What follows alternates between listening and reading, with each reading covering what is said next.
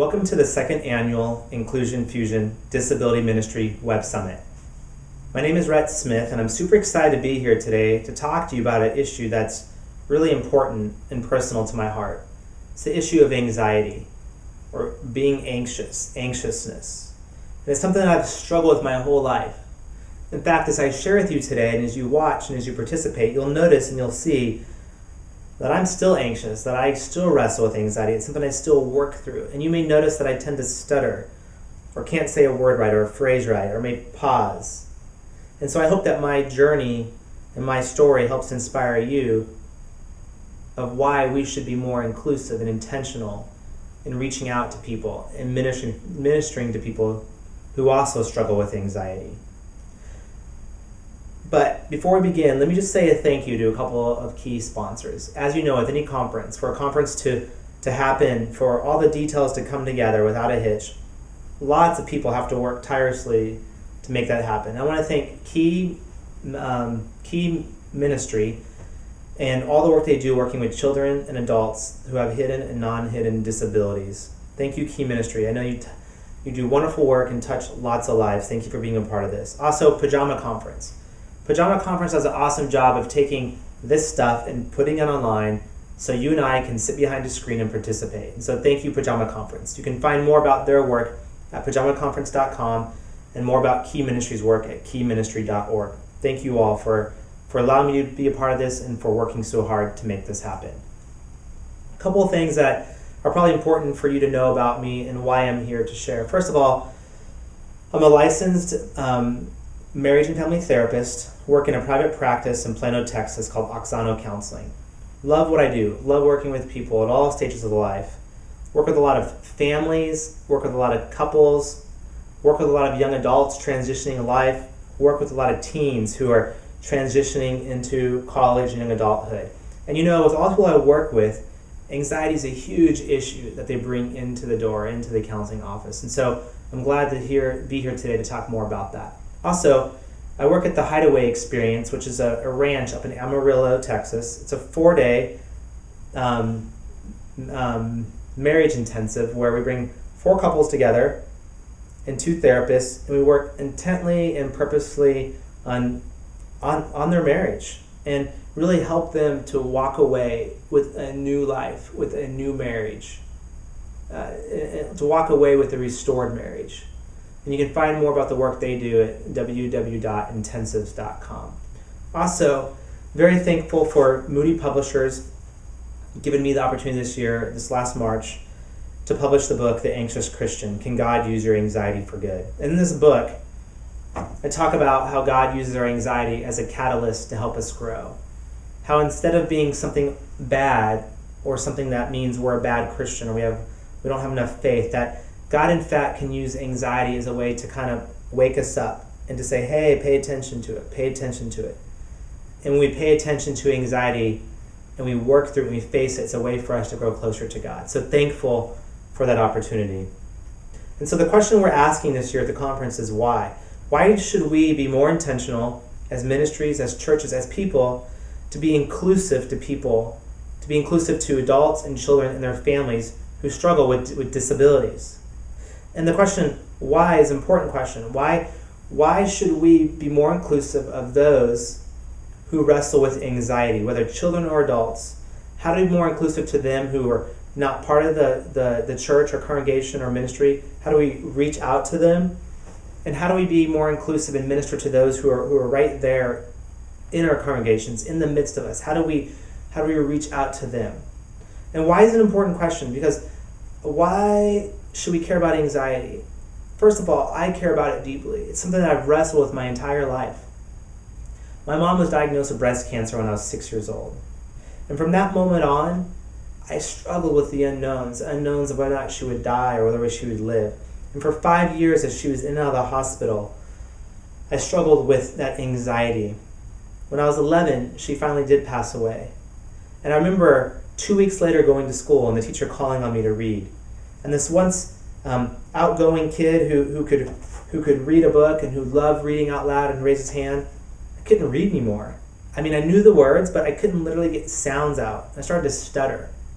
And that stuttering created anxiety and created fear. And it happened not only in school, but in the church. I remember one time a Sunday school teacher passed out a verse for me to read, but there were like 10 other kids before me who read verses, and I could feel the anxiety building and building and building as it got closer to me reading. And finally, when it came time for me to read, I couldn't read the verse. So embarrassing, so shameful. And the teacher and the Sunday school teacher didn't know what to do with my anxiety, didn't know how to help me, didn't have the tools to help. And so I want to be able to help people figure out ways that we can be more inclusive of reaching out to those who struggle with anxiety, whether they're outside the walls of the ministry or church or whether they're in our walls in the ministry or church. And you may also ask, is anxiety even that big of an issue? And so I want to talk to you about how we reframe anxiety in the church. In fact, Alan Hugh Cole Jr. in his book, awesome book, Be Not Anxious, says that in a typical congregation of 150 people, at least 20 people can be diagnosed with clinical anxiety. And that's not to mention all the number of people who wrestle with just kind of your everyday anxiety of just worries and stress and fear with relationships and parenting and jobs. And so if you imagine a congregation of several thousand people, there's hundreds and hundreds and hundreds of people who are wrestling with anxiety. And that's why we should care about it. And that's why we should think of ways to be more inclusive to those families, to those adults, those children who struggle with being anxious. And so as I talk today and share with you, there's 5 takeaways we're gonna talk about, and that I hope you walk away thinking through and working towards. 1 is, what is anxiety? 2, how do we reframe anxiety? What does that look like? 3, can anxiety be a barrier but also an opportunity and a catalyst for growth? 4, what are some practical steps for ministering to people in our church or ministry who have anxiety and wrestle with that? What are some practical steps also for the church in reaching out to people who struggle and wrestle with anxiety? And so that's what we're going to look at today. And I hope you walk away with some just practical jumping off points to help people with anxiety. Well, what is anxiety? I could give you a piece of paper and you could write down a bunch of stuff about what anxiety is. And you come up with a huge list of things. In fact, you might say words like fear or worry. You might write down words like concern or stress. Or maybe you might mention phrases like fight or flight. Or anxiety conjures up danger. Or maybe for some of you, anxiety is about freedom and about choice and about possibility. And anxiety comes in because what if I make the wrong choice, right? Anxiety could look a lot of different ways. A couple different definitions that I like, and they're very similar, is 1, anxiety is a state of uneasiness and apprehension about future uncertainties. And again, anxiety is a state of apprehension resulting from the anticipation of those threatening events or situations. And so anxiety sometimes is things that I can locate. I know where my anxiety is coming from. So if I'm going to go out in a couple days and give a talk, I'm going to be anxious. In fact, when I get anxious, I can locate my anxiety as being in the anticipation of that talk. I know where my anxiety comes from. But other times, we don't know what we're anxious about. Anxiety has more of a sense of dread, a sense of this not knowing. It's a sense about identity and about who we are. We can't locate it anything. We don't know where it's coming from. And so anxiety is not a one-size-fits-all. It's multifaceted. And we have to kind of think broad and think all-encompassing when we talk about anxiety and what it looks like. My favorite definition of anxiety, perhaps, is anxiety is a dizziness of freedom. Soren Kierkegaard says that in Genesis 2, when God commanded that they could eat of all this fruit of these trees but this one, anxiety then slipped itself into us as people, into our lives, into humanity. That their freedom to choose to obey or not obey is really the beginning, the genesis of anxiety in our lives. Also, when you think about anxiety, it could be stuff that we see, right? It could be, as I talk, you can notice that I stutter, or as I get nervous, or if you were to watch me in public or watch someone in public, you might notice that they avoid situations. And so we can see that anxiety. It's It's easy to see with our eyes, or not so easy. But sometimes anxiety can't be seen. It's hidden, right? It's non-hidden. Sometimes it manifests itself in our sense of identity and who we are. We ask questions like, who am I? Those are really questions that are driven by anxiety often. Or sometimes we get paralyzed by choices. And not everyone sees that. So anxiety is multifaceted. It looks different to different people. It's hidden and non-hidden. It's places we can locate the speech I'm giving in a few days, right? Or it's things that we can't locate, the sense of dread. And so I want you to think broad about anxiety. And when it comes to our faith, what do we think about in terms of anxiety in our faith? Well, often I hear the verse Philippians 4:6. Paul says, do not be anxious.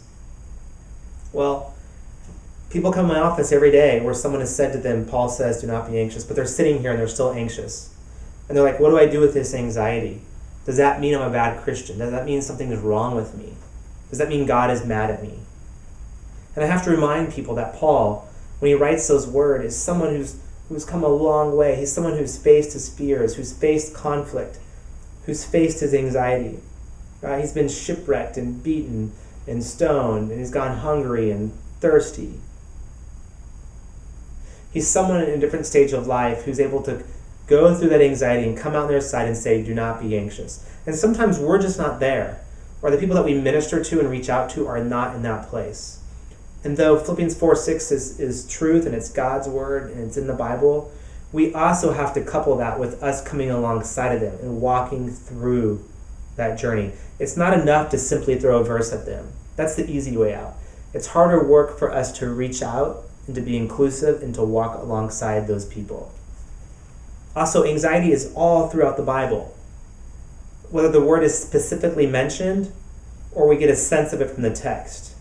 For example, in Genesis, going back to Genesis 2, as Soren Kierkegaard talks about, mentions, there is anxiety about choice. They now have the freedom to eat or not eat of that fruit. There's choices introduced. I'm anxious about that. Or there's relational anxiety. Genesis 32 comes to mind. The text says Jacob, he's anxious about seeing his brother Esau for the first time. All those years of betraying him and stealing his birthright and his blessing. And he's anxious to see him again. So sometimes there's relational anxiety. Or sometimes there's anxiety about the unknowns, about transition and the hardships. Following God into the unknowns. I just think about the Israelites, the Exodus story.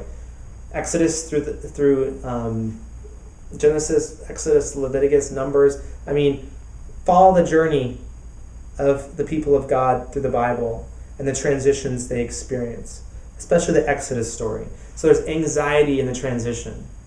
Or sometimes there's anxiety in a sense of angst or anguish. I think about Jesus in the book of Luke 22, praying and talking about if the cup can pass before him. And it says, the text says he sweated drips of blood. There's such intense anguish, anxiety, or fear. Jesus talking to Peter in John 21 says, Peter, one day your arms are going to be outstretched wide and you're going to be led places you don't want to go. There's anxiety in that. There's fear in that. And so if we look carefully at the Bible, anxiety is a part of our journey as Christians. It's a part of our journey of faith. And I'd like to challenge you and for us to think about that. On the one hand, we have anxiety. And on the other hand, we have anxiety transformed, anxiety as a catalyst for growth. And between that is the cross of Christ, is the resurrected Lord. And the resurrected Lord takes this anxiety and he transforms it into this resurrected new life, into this anxiety that we can use as an opportunity to grow, as an opportunity to draw closer to him. And our job as Christians, as people who come alongside in ministries and churches, is to help people reframe their anxiety and bring it from this must mean you're a bad Christian or you don't have enough faith, and to resurrect it into life-giving opportunity, life-giving growth. And so as Christians and as people, we have a couple different responses we can take to anxiety. I really like the work of Rollo May, especially in his book, The Meaning of Anxiety. And he says that The healthy person, the healthy individual, moves ahead despite the anxiety, despite the conflict, right? And they actualize freedom. The unhealthy person, instead of moving ahead, they shut down, they retrench, they get stuck, and they don't face the anxiety. So you and I have a couple different responses to anxiety. One is we can approach it in an unhealthy way, which is where we get stuck and we bury it. It turns to depression, and it turns to fear, and it turns to worry, and turns to stress. Or we can approach anxiety in a healthy way, into anxiety being transformed. And in that healthy approach, we have an opportunity to push through the anxiety, and to push through fears, and to face opportunities and to embrace new life, opportunities for us to grow. And so in terms of our spiritual growth, it can be a barrier or a catalyst.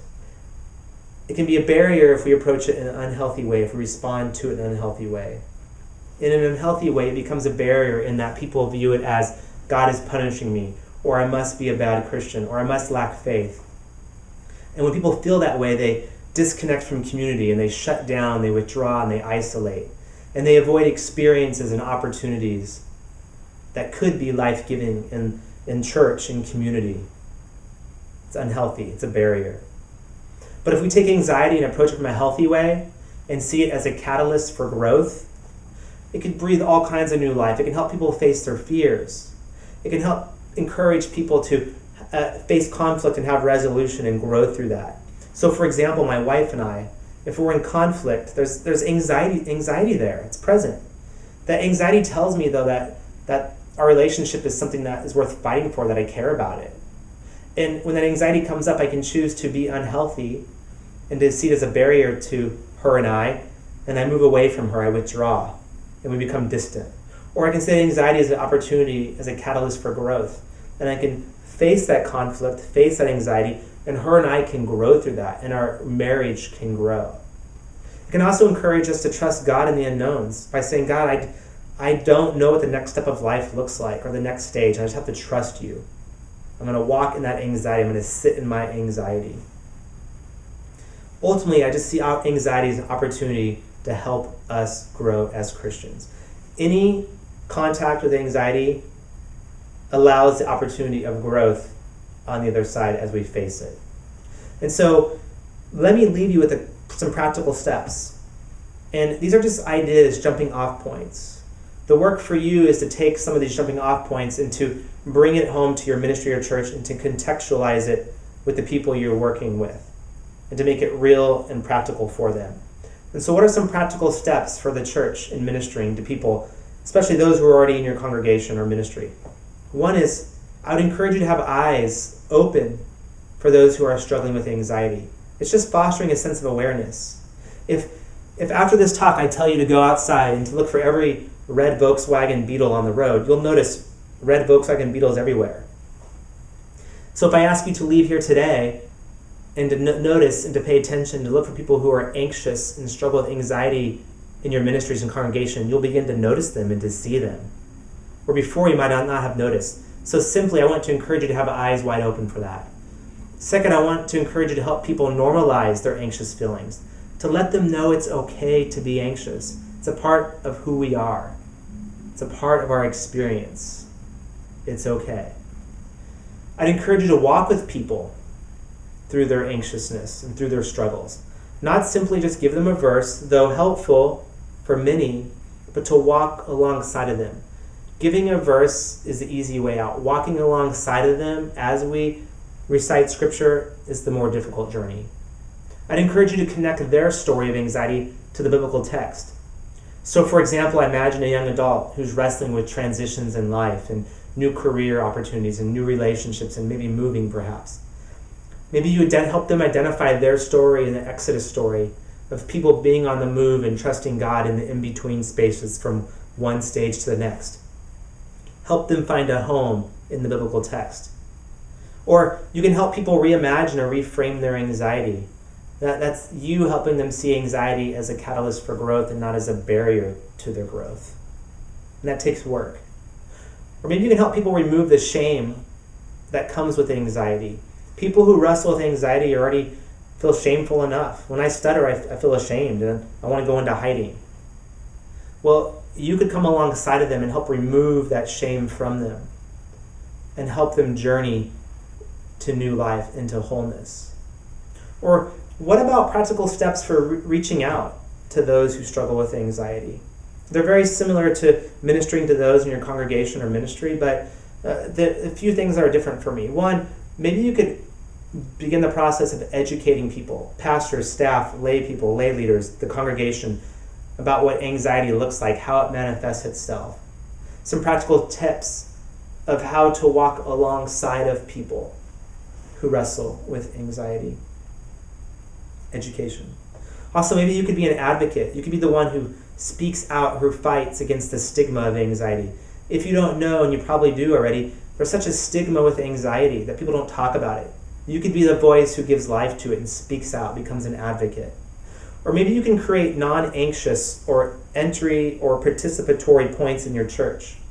You may not realize it, but there's probably a lot of things you do as a congregation, as a church, that provoke anxiety, and they become barriers for people getting involved. And so to think through how we do church and how we minister, and do we allow people who are anxious to have entry points into the church?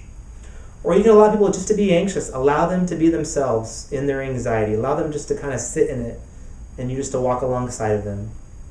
Or you can encourage events and activities that maybe don't feed anxiety. Maybe every Christian doesn't have to get on stage and give a testimony. I've been in churches where a sign of your faith is to get in front of a large audience and to share your testimony. Imagine what that does to someone who struggles with anxiety. That may be an opportunity for growth, but right now maybe they don't need to get front. And so maybe you need to encourage activities that don't feed on anxiety. Or maybe you can create a support group, or just a group of people where they rally around and talk about being anxious and what that means to them as people and how that plays out in their faith. There's a lot of things you can do, and I want you to be creative and to think outside the box. And there's a lot of ways to reach me online, whether it's my website or blog or social media sites such as Facebook and Twitter and Pinterest and LinkedIn. I'd love for you to contact me, maybe to send me an email if there's ways that I can come alongside of you, or we can have some opportunities to discuss about what's going on in your ministry, or if I can just be your resource. Let me know. I want to help you be that person, to be that advocate who helps those who struggle with anxiety. People have come along me in my journey and have reached out to me and have helped minister to me in my anxiety. It's because of them I'm able to sit before you here and to talk to you today, where before I don't think I could do that. Or maybe this book, The Anxious Christian, might be a resource for your own life if you wrestle with anxiety. Or maybe you know someone who wrestles with anxiety and you want to slip it into their hands so they can see that there's a tool out there. There's a new way for them to see anxiety, not as a thing, as a bad thing, or as an indicator of a lack of faith, but as a catalyst for their growth. That God is reaching out to them in their anxiety and drawing them closer. I appreciate you taking the time to be with me today, and I hope that the work that you do in reaching out to those who are anxious is blessed and fruitful. Thank you very much, and have a great day.